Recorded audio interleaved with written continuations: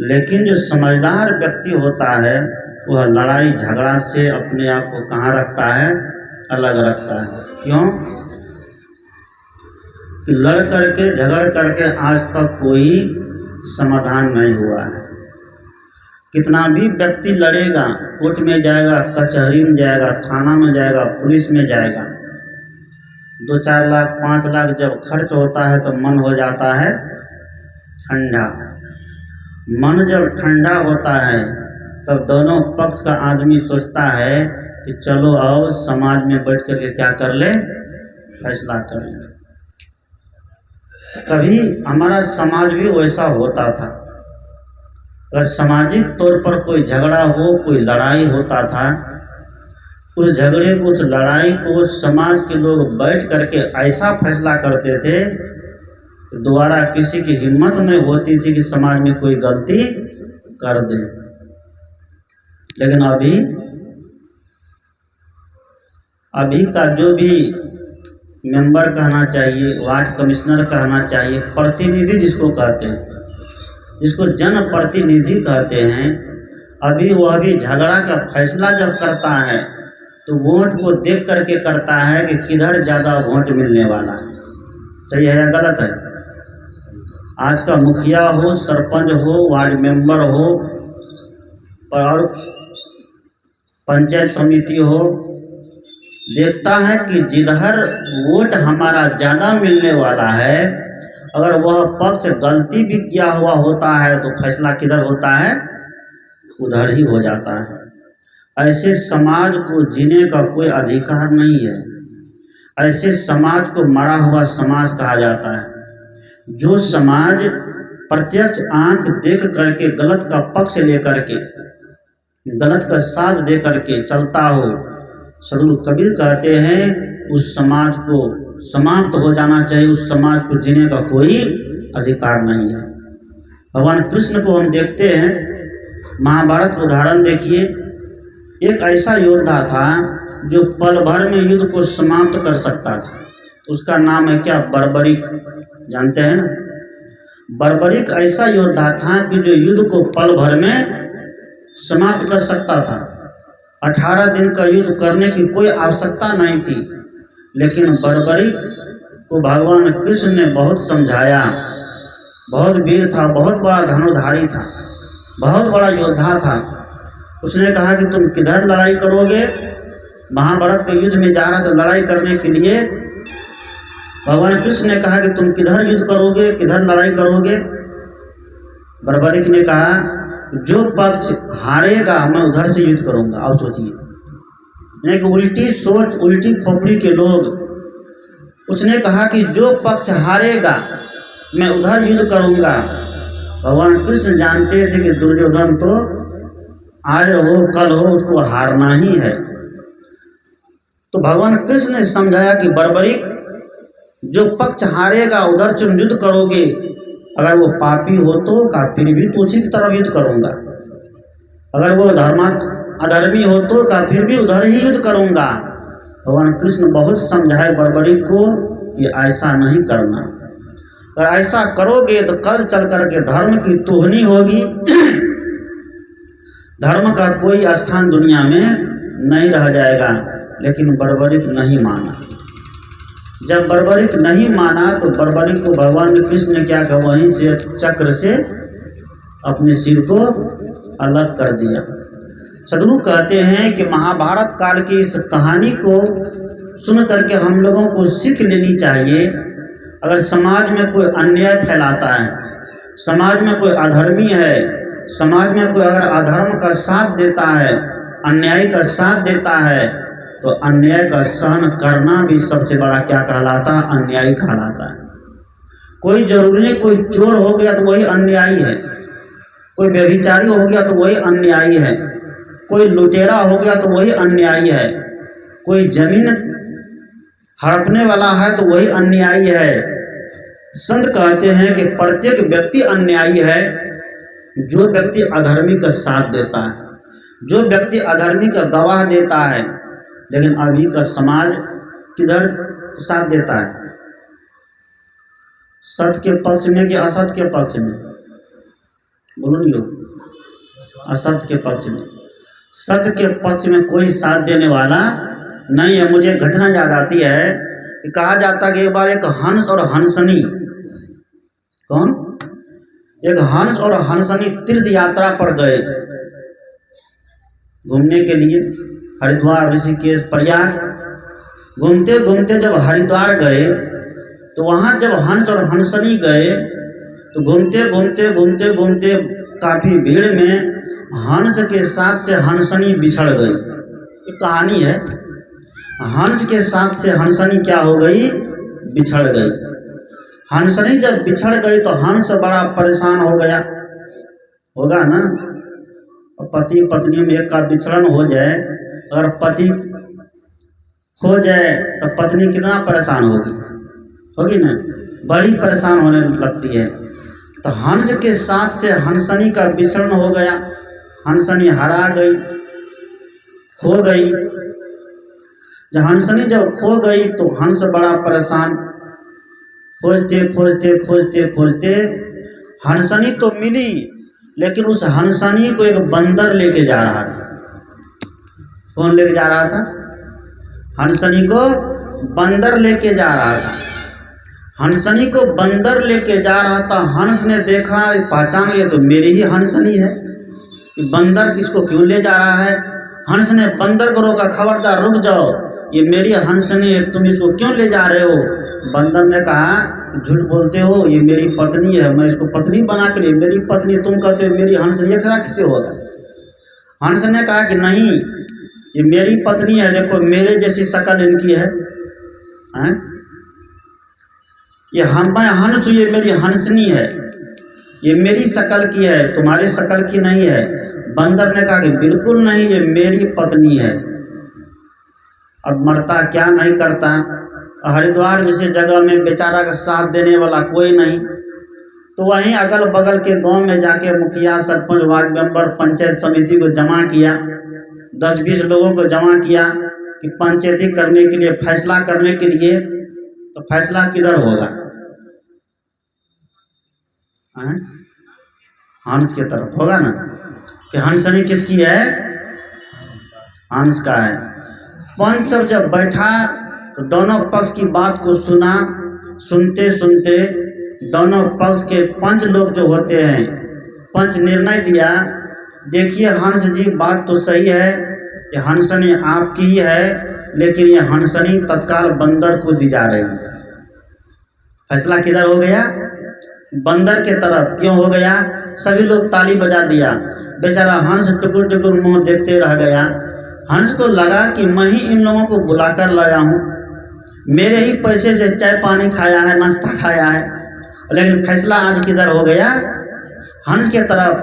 पंचों ने विचार किया, देखो यह हंस तो अपने हंसनी को लेकर चला जाएगा, ये बंदर, इनकी संख्या ज़्यादा है, ये तो हरिद्वार में ही रहेगा। हम लोग वोट जब मुखिया में खड़ा होंगे, सरपंच में खड़ा होंगे, वार्ड मेंबर में खड़ा होंगे, वोट तो यही देगा। अगर इनके पक्ष में आज फैसला नहीं करते हो तो आगे हम लोग मुखिया सरपंच नहीं बनेंगे। सोचिए, ये अन्याय है कि न्याय है। आज इस तरह का न्याय हमारे समाज में चल रहा है।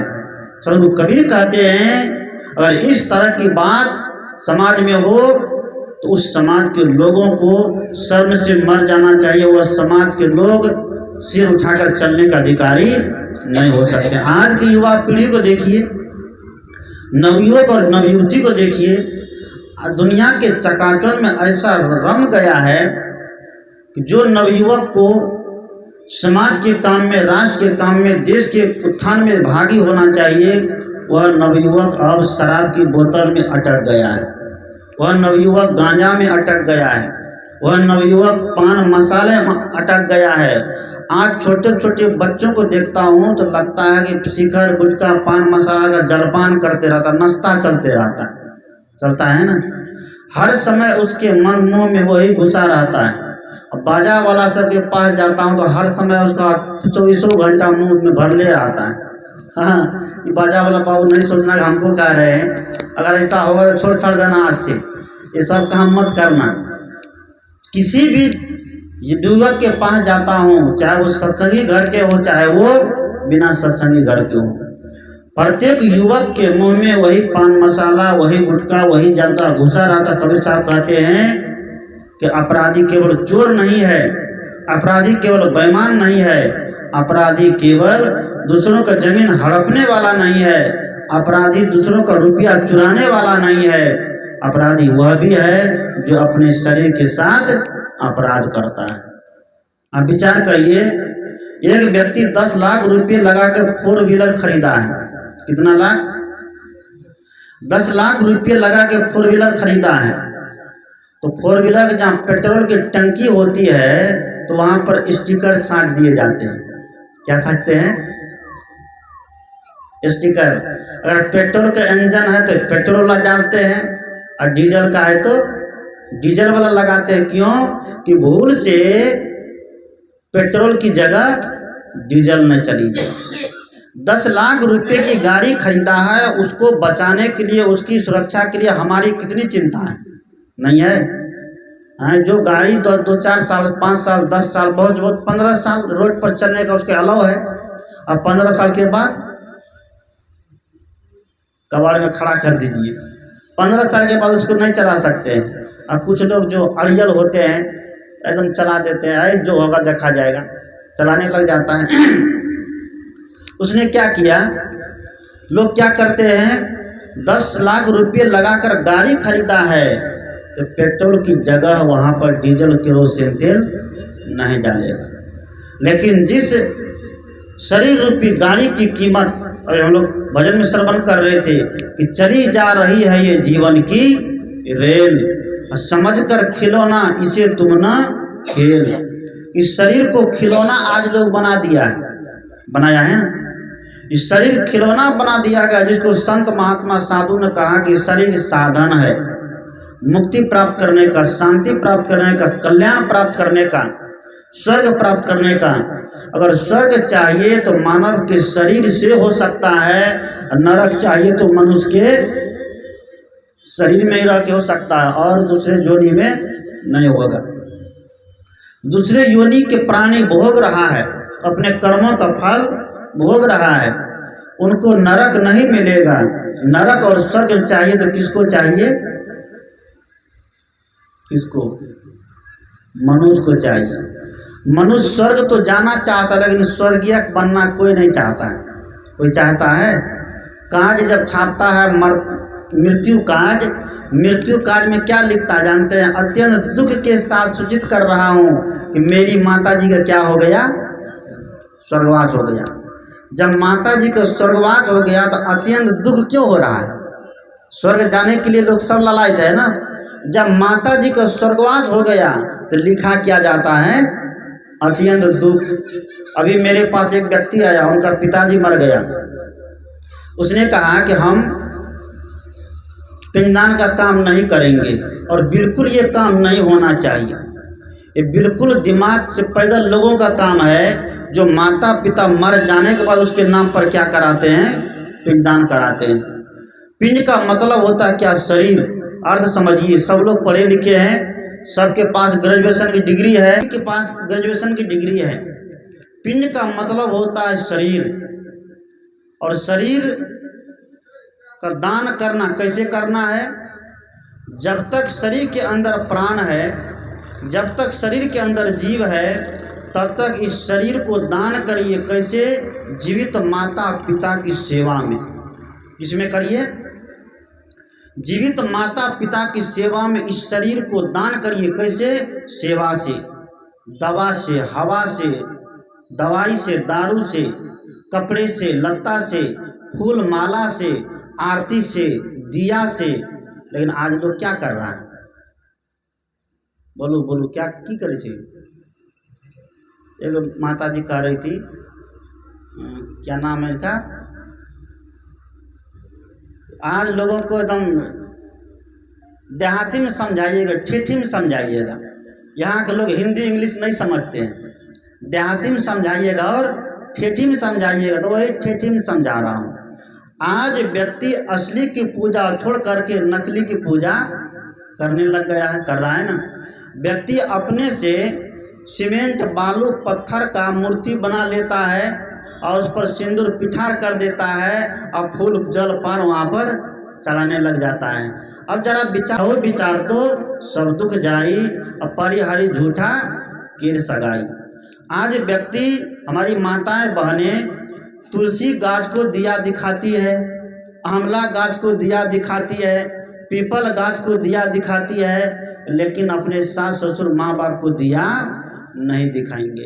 यानी कि नकली के पूजा और असली का तिरस्कार, क्या यही पूजा है?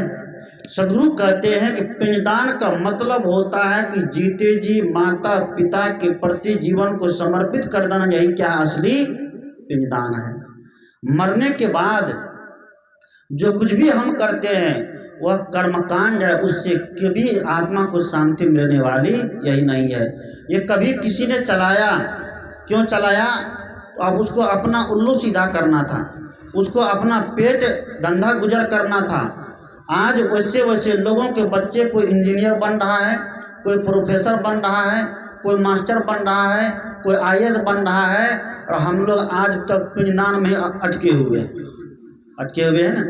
हमारे ही पैसा से उनके बच्चे इंजीनियर बन रहा है, आईपीएस बन रहा है, अफसर बन रहा है, लेकिन हम अपने पैसे से को क्या कर रहे हैं? मिट्टी की पूजा में अरवा चौर कुटा कुटा करके और उसका लड्डू बना बना क्या देते हैं? पिंडदान देते। माता पिता ने जन्म दिया है, पाल पोस कर बड़ा किया है, धर्म है उनकी सेवा करना, सुबह शाम नित शीश नवाना, माता पिता समदेव न आन धारण करो चरित्रवान। एक जो वर्तमान में है, प्रत्यक्ष में है, उनकी पूजा करो, उनके साथ बैठ के उठ बैठ करके बातचीत करो। आज जीवित माता पिता के पास कोई बैठना भी नहीं चाहता है, बैठता है, और बूढ़े हो गए, चल फिर नहीं पाता है, तो पोता पोती भी बैठना नहीं चाहता है, और बुढ़वा बुढ़िया कुछ बोला तो डांटिए की बात करता है, बुढ़वा बहुत टट्टर कर दे, चुप रहो, करता है ना। सदगुरु कहते हैं कि व्यक्ति का आज मानसिक धरातल इतना नीचे गिर गया है कि असली को छोड़ करके नकली की तरफ भागे जा रहे। एक बात सुनते हैं, कहानी सुने होंगे। एक आदमी का नियम था, नियम सबके पास होना चाहिए कि सभी लोग अपने अपने घर में नियम पूर्वक विधि पूर्वक बैठिए, ध्यान करिए, चिंतन करिए, स्तुति प्रार्थना करिए, आपस में बैठिए। इसलिए हमारे वैदिक ऋषि ने कहा कि संगत ध्वम संबद्ध ध्वम संगो मनांसी जानता। आप संग बैठिए, संग में बैठ करके एक जगह भोजन करिए, एक जगह सत्संग करिए। ऐसा करने से क्या होगा? धीरे धीरे सब में क्या बढ़ेगा? प्रेम बढ़ेगा। लेकिन आज प्रेम रहा, संग बैठने की बात रही, सबके पास अलग अलग प्राइवेट मोबाइल है। बेटा अपने कमरे में, बेटी अपने कमरे में, पति अपने कमरे में, पत्नी अपने कमरे में, अब बुढ़वा बुढ़िया एक कमरे में दम मार रहा है, झक मार रहा है ना। आज ये स्थिति आ गई है हमारे देश की, हमारे घर की। सदगुरु कहते हैं इस घर को पवित्र बनाना है, घर को सुंदर बनाना है। ये छोटे छोटे जो दोष है, इस दोष को थोड़ी देर के लिए छोड़िए। मेरा कहने का मतलब ये नहीं कि आप मोबाइल मत चलाइए, आप मोबाइल चलाइए, आप टीवी चलाइए, आप हर चीज़ चलाइए, लेकिन एक समय ऐसा बनाइए कि सभी लोग एक जगह घर में बैठेंगे और एक जगह बैठ करके एक जगह सत्संग करेंगे, एक जगह सामूहिक ध्यान करेंगे, गुरु का नाम लेंगे, गुरु का नाम जाप करेंगे। इससे क्या होगा? तो घर का माहौल अच्छा बनेगा, घर का माहौल सुंदर बनेगा। इस सत्संग इसी बात के लिए है कि सत्संग कराने का मेन उद्देश्य ये होता है। इस सत्संग नहीं भी होता तब भी काम चल सकता ना। वहाँ को लोगों को निमंत्रण दे देते, भंडारा खिला देते, हो सकता था ना। लेकिन सत्संग क्यों रखा गया? सत्संग इसीलिए रखा जाता है कि संत गुरुजन आएंगे तो कुछ उपदेश देंगे, कुछ विचार देंगे, कुछ प्रवचन देंगे, तो उससे क्या होगा? हमारा मन ताज़ा होगा, हमारा मन अच्छा होगा, हमारा जीवन चार्ज होगा। जैसे मोबाइल डिस्चार्ज हो जाता है, पता चल जाता है, बैटरी एकदम लाल हो जाती है, दिखाने लगता है लाल लाल, तो हम लोग बड़े सावधान हो जाते हैं। उसके पहले ही मोबाइल को क्या करते हैं? चार्ज में लगा देते हैं।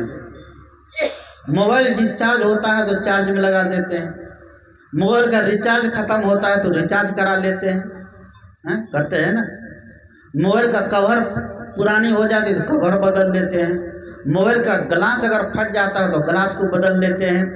लेकिन जब जीवन डिस्चार्ज होता है तब, जब हमारा मन डिस्चार्ज होता है तब चेंज करते हैं, रिचार्ज करते हैं, चार्जर में लगाते हैं, नहीं लगाते हैं। सदगुरु कहते हैं कि जीवन जब डिस्चार्ज होता है तो जीवन को चार्ज करने का जगह कौन है? ये सत्संग है, ये साधु महात्मा है। ये साधु महात्मा अपने अपने एनर्जी से, अपने अपने एनर्जी रूपी ज्ञान दे करके हमें आपको चार्ज करते हैं कि ताकि हम भी जीवन को चार्ज करके अपने जीवन में ज्ञान को रख सकें।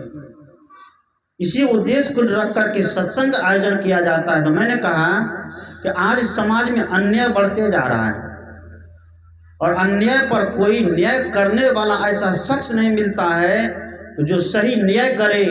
आज समूह देख करके लोग काम करने लगा है।